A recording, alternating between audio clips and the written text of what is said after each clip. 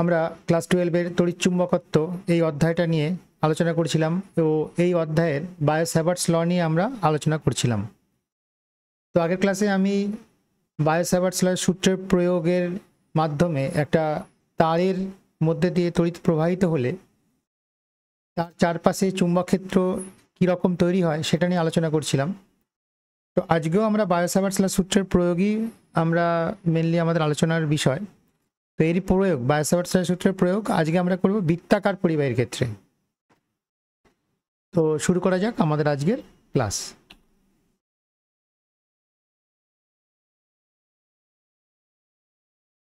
তো প্রথমে দেখো এখানে একটা বৃত্তাকার তোমার কয়েল রয়েছে, এই যে এরকম বৃত্তাকার, যার ব্যাসার্ধ আর।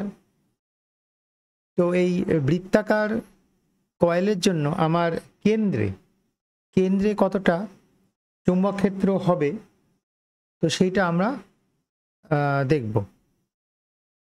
তো প্রথমেই আমরা যেটা করি, তো বায়ো-স্যাভার্টস ল সূত্রটা একটু লিখে ফেলি।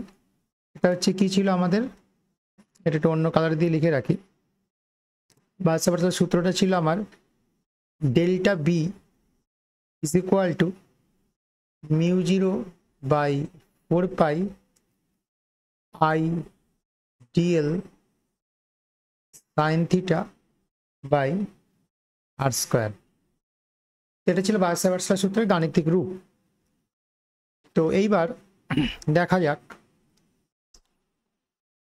তো এখানে একটা জিনিস লক্ষ্য করো, এখানে আমি প্রথমে একটা ক্ষুদ্র অংশ ধরে নিয়েছি ডিএল, আর এটা হচ্ছে ব্যাসার্ধ। তো ডিএল এর সাথে, ডিএল বুঝতেই পারছো এই যে বিন্দুটাতে ডিএল এর যে অভিমুখ সেটা হচ্ছে স্পর্শ বরাবর, আর আর এর সাথে অর্থাৎ ব্যাসার্ধের সাথে বৃত্তের যে স্পর্শের যে কোণ হয় সেটা হচ্ছে 90 ডিগ্রি হয়। তো এক্ষেত্রে আমার থিটা ইজিক্যাল টু কত হচ্ছে, 90 ডিগ্রি হচ্ছে। তো এই মানগুলো যদি আমি বসিয়ে দিই তাহলে কি পাই দেখো। তাহলে এই মানটা যদি আমি বসিয়ে দিই তাহলে delta B is equal to pi হচ্ছে μ0/4 I dl sine 90 degree by R square. তাহলে আমরা যদি বি পেতে হয় তাহলে আমাকে ইন্টিগ্রেশন করতে হবে, একদম ইন্টিগ্রেশন অফ ডিবি। তো μ0/4 আইও বেরিয়ে চলে আসবে, আর তো ধ্রুবক বৃত্তের ব্যাসার্ধ, ইন্টিগ্রেশন অফ ডিএল।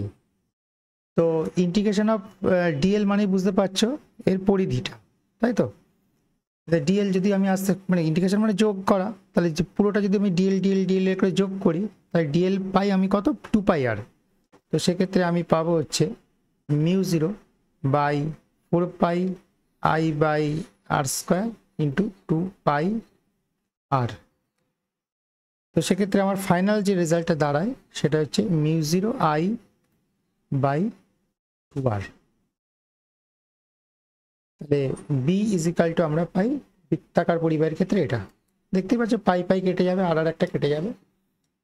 তো বৃত্তাকার বা সার্কুলার কন্ডাক্টরের ক্ষেত্রে আমার কেন্দ্রে যদি এই বরাবর তড়িৎ প্রবাহিত হয় তো সেক্ষেত্রে আমার বৃত্তের কেন্দ্রে উৎপন্ন চুম্বক ক্ষেত্রের মান হবে এইটা। আচ্ছা, এইবার তোমাদের একটা কনসেপ্ট আমি দিই, সেটা হচ্ছে এরকম। ধরো এরকম কোনো প্রবলেম আছে তোমাদের, ধরো এরকম একটুখানি সার্কেল, তো এরকমভাবে করা আছে, ঠিক আছে। তো এটা একটা সার্কুলার, এই পয়েন্টে তোমাকে ধরো এ বি এই অংশের জন্য কারেন্ট ধরো এইভাবে যাচ্ছে, এই এ বি অংশের জন্য এই এদের যে সেন্টারটা অর্থাৎ আর বিন্দু পি বিন্দুতে চুম্বক ক্ষেত্র নির্ণয় করতে বললো। সেক্ষেত্রে তুমি দেখে নেবে এখানে এই কোণটা কত সাবটেন্ড করছে। ধরা যাক এটা থিটা সাবটেন্ড করছে, ঠিক আছে। এক মিনিট, আবার বলছি, ধরো এইরকমভাবে একটা তারকে বাঁকানো হয়েছে, এরকম অ্যাঙ্গেলে একটা বৃত্তের একটা ছোট অংশ দেখতেই পাচ্ছ। তো এই এ বি অংশের জন্য এর সেন্টারে এটা কমপ্লিট করলে যে কেন্দ্রটা পাওয়া যায় সেখানে আমার চুম্বক ক্ষেত্র নির্ণয় করতে হবে। তো সেক্ষেত্রে আমি কিভাবে করব, তাহলে দেখো যখন আমি পুরো বৃত্তটা নিচ্ছি তখন এই সেন্টারে কতটা অ্যাঙ্গেল সাবটেন্ড করছে 2 পাই।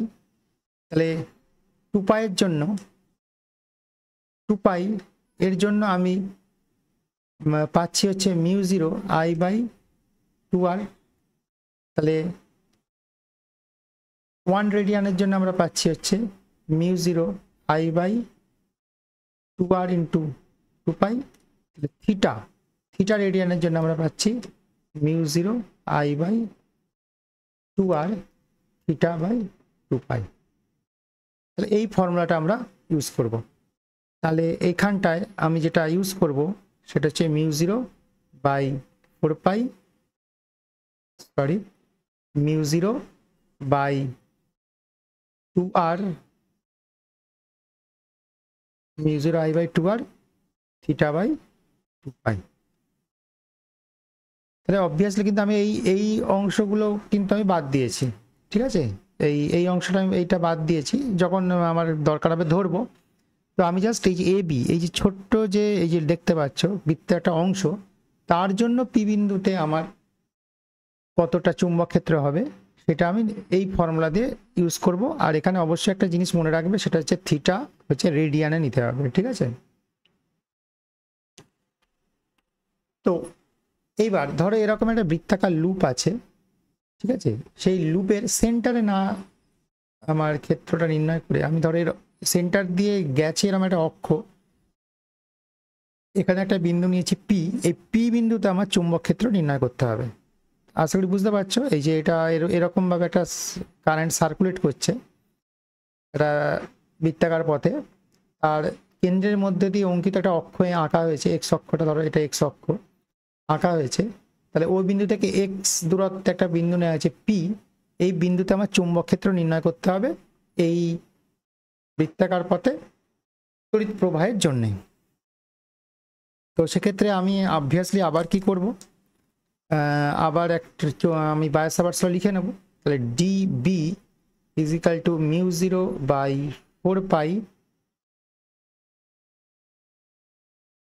I dl sin theta by, এখানে দেখো এই ডিএল যে অংশটা আমি নিয়েছি এখান থেকে পি বিন্দু দূরত্ব হচ্ছে ইউ, তাহলে ইউ স্কোয়ার। তাহলে এই সূত্র আমি এখানে কাজে লাগাবো।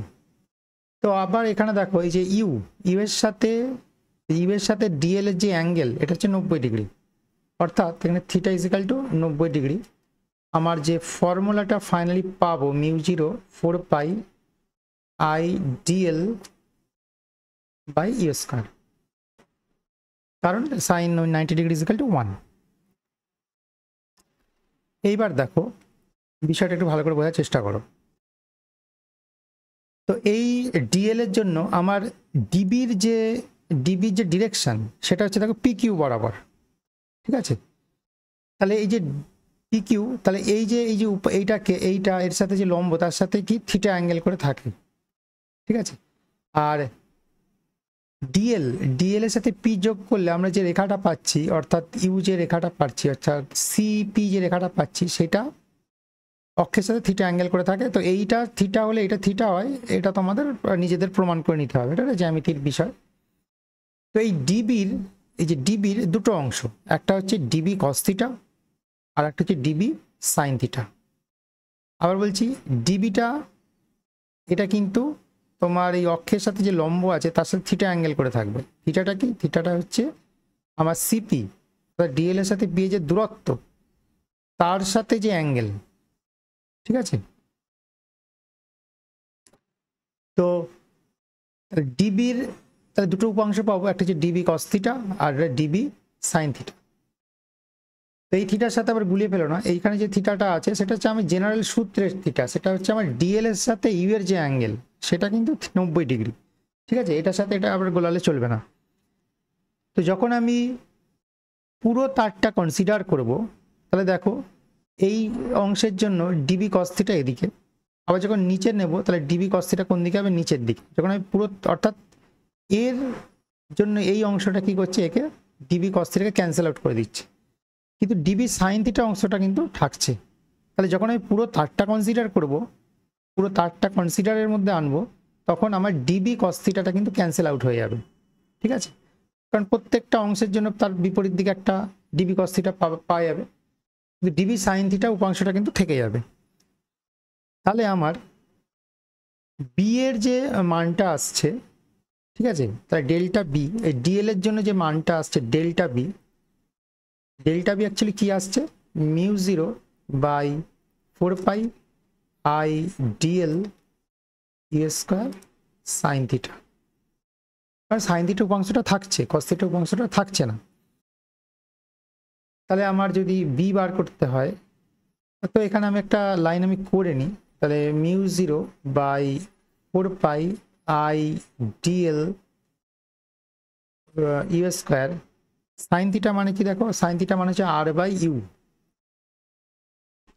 এই যে এটা যদি থিটা হয় তাহলে সাইন থিটা মানে r/u। তাহলে আমার ফাইনাল মিউ 0/4 পাই আই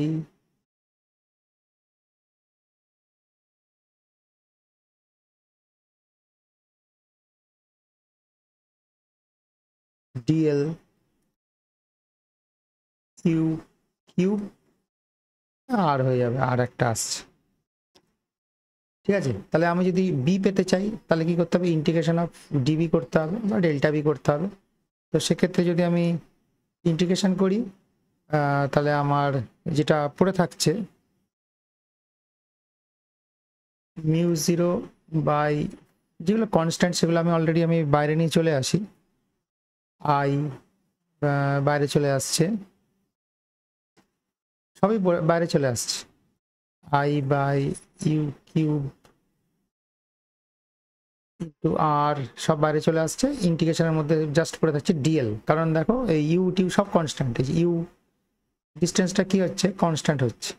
ঠিক আছে, তাহলে আমার ফাইনাল যেটা আসছে mu 0I/4 pi you cube, উপরে একটা আর থাকছে ইন্টু 2 পাই আর আসছে, যে ডিএল। তাহলে পুরো সার্কেলের উপরে যদি করলে কি আসছে, 2 পাই আর আসছে।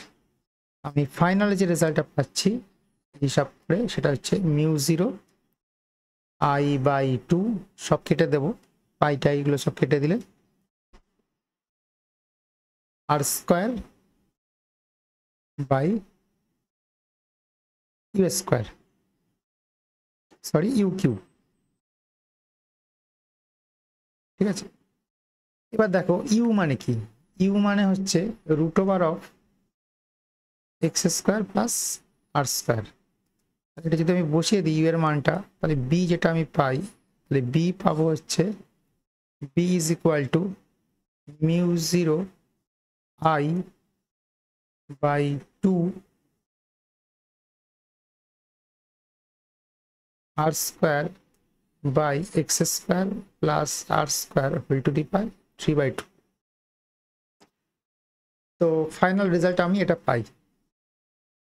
এখন যদি এনখানা টার্ন থাকে, ধরো এখানে এটা একটা টার্নের জন্য করেছি, এনখানা টার্ন থাকলে তো এখানে আমার একটা এন দিয়ে গুণ হয়ে যাবে। ঠিক আছে, তো আগের স্লাইডেও তাই, আগের যে স্লাইডে আমি অঙ্কটা করেছি, তো এটা করেছি দেখো একটা টার্নের জন্য, যদি এনখানা টার্ন থাকে তাহলে এনটা টার্নের জন্য আমার এখানে এন হবে। ঠিক আছে, তো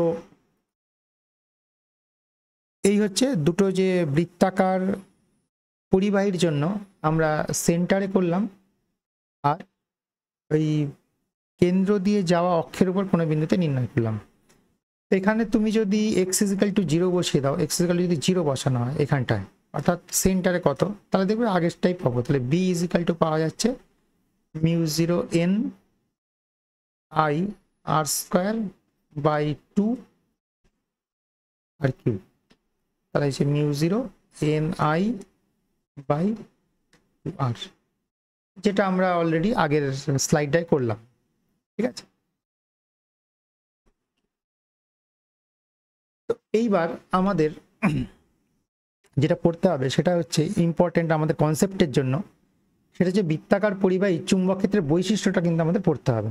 তো দেখো কি আছে, বৃত্তাকার পরিবাহীর অক্ষের ওপর যে কোনো বিন্দুতে লব্ধি চুম্বক ক্ষেত্রটি হয় অক্ষ বরাবর, অর্থাৎ দেখতে পাচ্ছ ডিবি সাইন থিটাটাই এক্সিস্ট করছে, তাই ডিবি সাইন থিটা বরাবর আমার হবে।